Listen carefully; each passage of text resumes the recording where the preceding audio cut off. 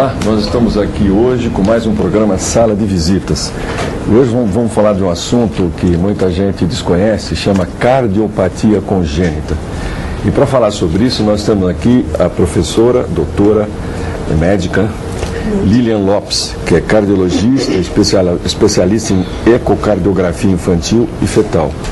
A doutora Lilian tem um currículo aqui magnífico, né? Tem experiência em vários hospitais, como Dante Parzanesi, atuou também em hospitais em Harvard, enfim, em São Francisco, enfim, tem uma experiência fantástica aqui, uma pessoa extremamente competente, uma pessoa talvez a mais importante pessoa nessa área de cardiopatia congênita. Eu queria começar perguntando, professora, o que é essa ideia da cardiopatia congênita, o que se trata isso?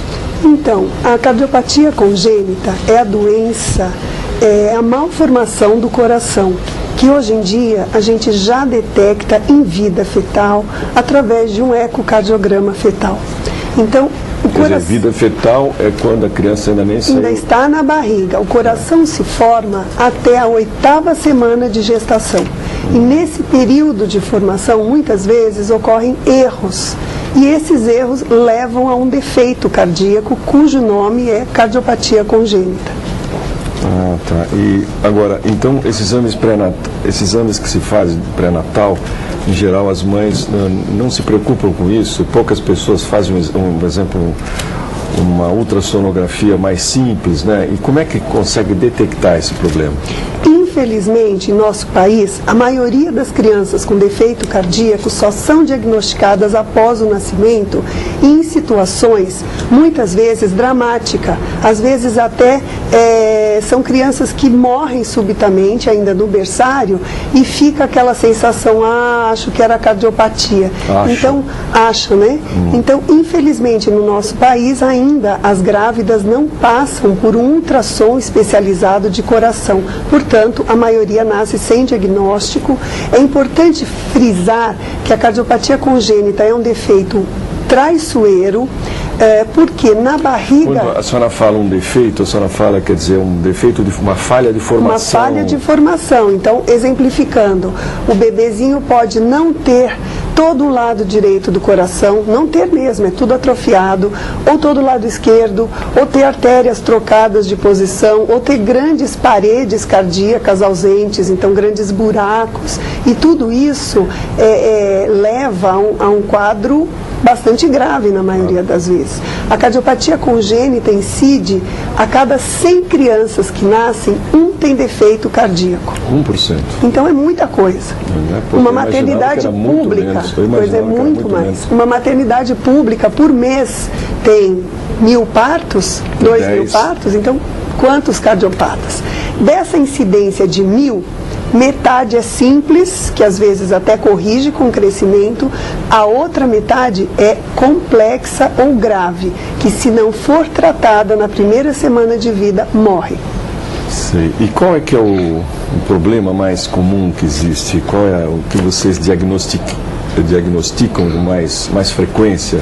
Dentro da simples, são esses buraquinhos na parede que divide o ventrículo direito e esquerdo. São furinhos realmente, que são bem simples, às vezes fecham com o crescimento, muitas vezes tem que fazer cirurgia, mas são coisas simples e a criança é considerada uma cura cirúrgica.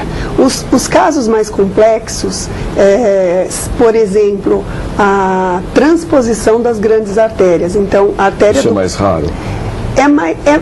Das complexas é uma das mais frequentes. Transposição, tem uma outra que chama tetralogia de Fallot, que a artéria que vai para o pulmão é super atrofiada, então a criança é muito roxa. Então esse tipo de situação, essas mais complexas, elas merecem um cuidado especial, porque são crianças que têm risco de morte se vão para casa, da maternidade para casa, sem um diagnóstico adequado. Sim, agora...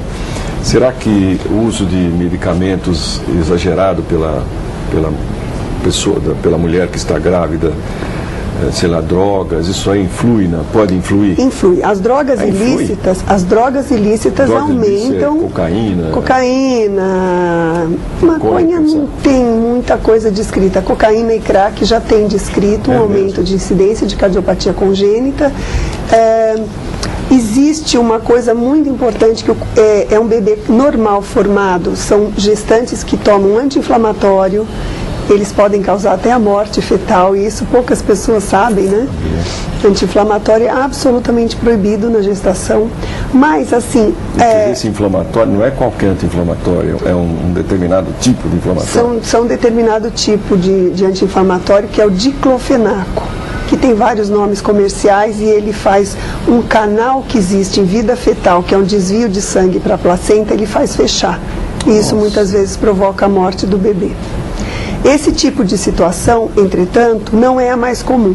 A mais comum é a incidência ao acaso em casais saudáveis que não tem nenhum parente na família com defeito cardíaco em criança, e de repente é uma loteria do azar, ele se vê com um filho no braço com cardiopatia congênita.